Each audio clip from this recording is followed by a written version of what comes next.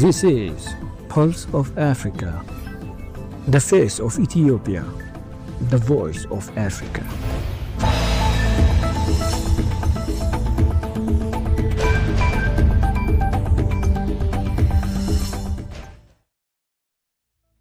Greetings viewers, you're watching Pulse of Africa. I'm Fron Namak, bringing you today's latest news. First, here are our top stories. Burkina Faso Parliament passes law outlawing LGBTQ practices.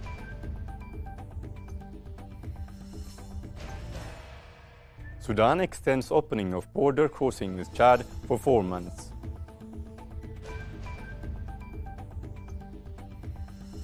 Madagascar officially receives colonial-era relics from France.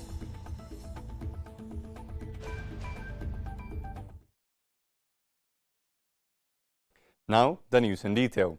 Burkina Faso's transitional parliament passed legislation outlawing conduct deemed to promote LGBTQ practices, introducing fines, prison sentences, and sanctions for persons convicted, its Justice Minister said. The Person and Family Code law, making Burkina Faso the latest in a series of African countries to criminalize lesbian, gay, bisexual, and transgender activity, also tightens rules on nationality and stateless people. The legislation was unanimously passed by the 71-member Transitional Parliament on Monday and now awaits the signature of the leader of the military junta, Ibrahim Traoré. The law provides for a prison sentence ranging from 2 to 5 years and a fine, Justice Minister Edaso Rodriguez Bayala said on state television on Monday night.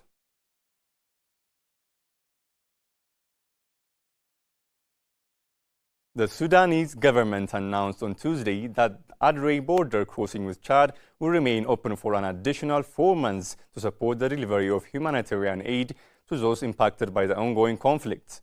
The government of Sudan has decided to extend the opening of the Adre border crossing on the Sudan-Chad border for humanitarian aid convoy operated by international relief organizations, starting September 1 until December 31, the Sudanese foreign minister said in a statement.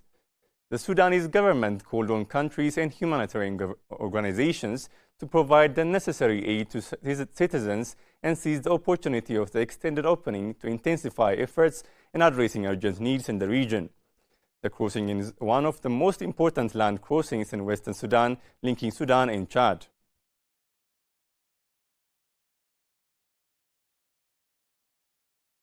Namibia has launched nationwide community consultation on a draft national upstream local content policy to ensure citizens benefit directly from the country's emerging oil and gas sector. According to a statement issued by the presidency on Tuesday, the consultation, which started Monday in the coastal town of Lederitz, are scheduled to run until September 17 across all 14 regions of the country. Namibian government reaffirmed its commitment to skills development and job creation and the empowerment of local businesses. The draft policy aims to maximize Namibia's participation in the petroleum industry through training programs, local ownership, and supplier opportunities.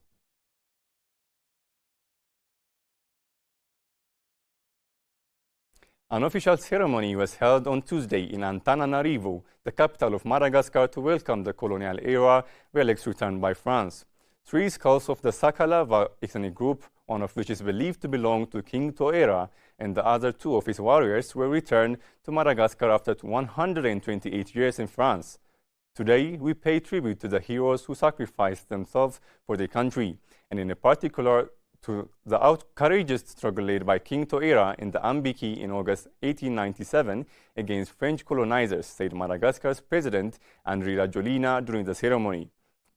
While stressing that history cannot be forgotten, Rajoelina said the return of relics allows us to understand that the memory of those who fought for their country will never fade.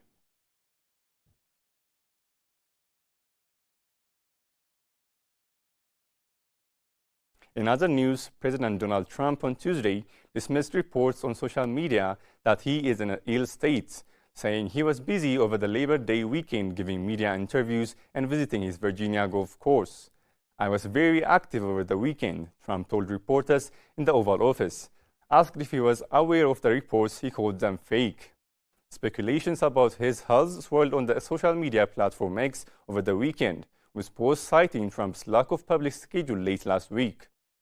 Before Tuesday, Trump's last extended exchange with reporters came during a cabinet meeting a week earlier.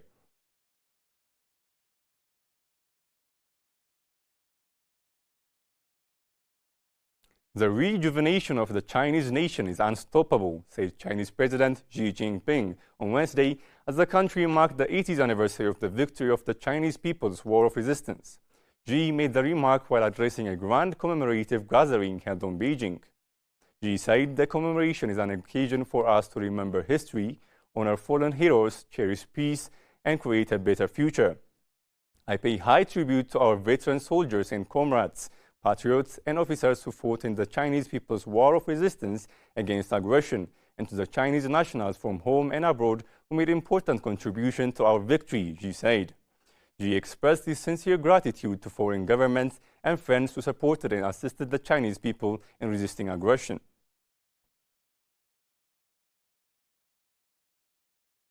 The story of resurgent Ethiopia and burgeoning Africa is here, only on the Pulse of Africa channel.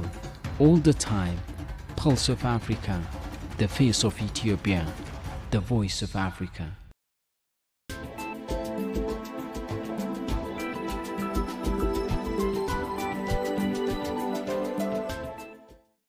Now to business news. The share of global trade done on World Trade Organization terms has fallen to 72% and could fall further amidst the biggest disruption to the international trading system since World War II, the Director General of the World Trade Organization said on Tuesday. Since U.S. President Donald Trump began imposing higher import tariffs this year on most trading partners, the share of global trade conducted under the World Trade Organization's most favored nation terms is down from about 80%, World Trade Organization data shows. The principle requires World Trade Organization members to treat others equally, and the decline has stoked concerns that the 30-year-old organization set up to uphold free trade is being sidelined. We are experiencing the largest disruption to global trade routes, unprecedented in the past 80 years, Ngozi Okonjo-Iweala told Reuters in an interview at the start of her second term at the helm of the Geneva-based trade watchdog.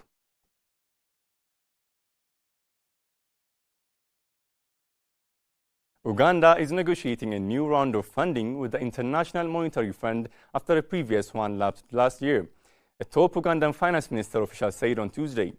The East African country is previously extended credit facility, which commenced in 2021 and was worth about $1 billion, expired last year with only about $870 million of the program's funding being dispersed. Uganda is currently negotiating a new extended credit facility program with the IMF. Ramatangubi, the Minister of Finance Permanent Secretary, who doubles as Secretary to the Treasurer, told a meeting of ambassadors according to a Ministry of Finance post on the X platform. The new program, Gubi told the officials according to the post, is expected to be presented to the IMF board after the general election early next year, 2026.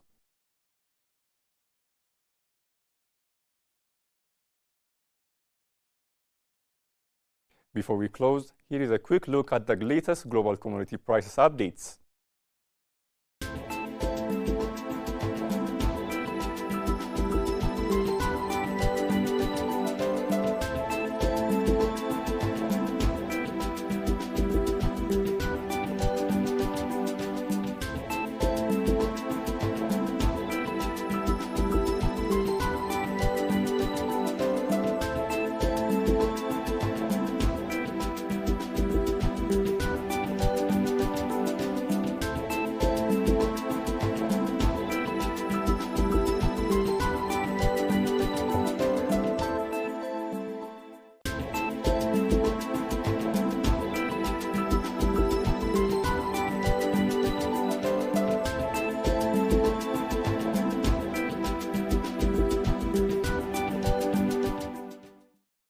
Next, let's take a look at the current weather forecast.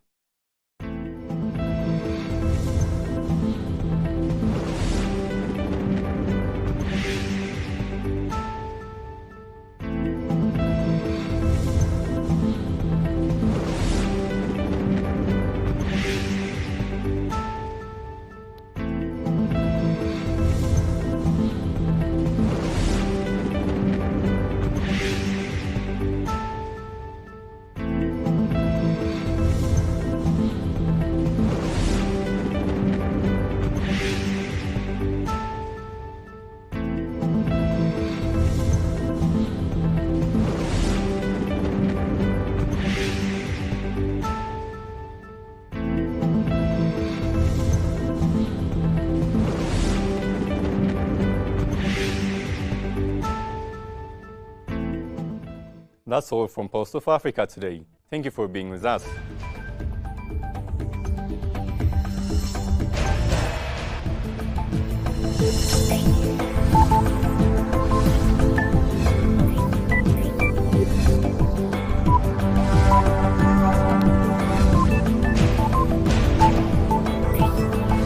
This is Pulse of Africa, the face of Ethiopia, the voice of Africa.